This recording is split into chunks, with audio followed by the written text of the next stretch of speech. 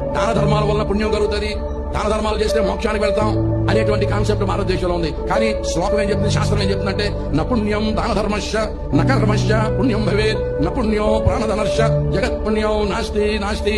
అంటే నపుణ్యం దాన ధర్మశ్చ అంటే దాన ధర్మముల వల్ల పుణ్యము కలుగుతుంది. నకర్మశ్చ పుణ్యం భవేత్ అంటే మానవుడు ఏ కర్మ చేసినా పుణ్యాత్ముడు కాలేడు.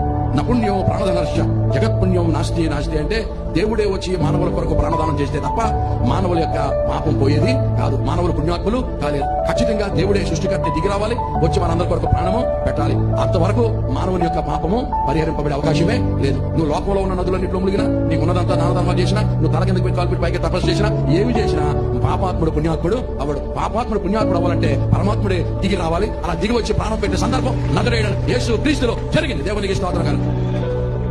ఇవన్నీ ప్రజెంట్ చేసి ఇప్పుడు మేము చెప్పేది విదేశీ మర్మ. ఈ మర్మ ఒకసారి మీరు చెక్ చేసుకోండి.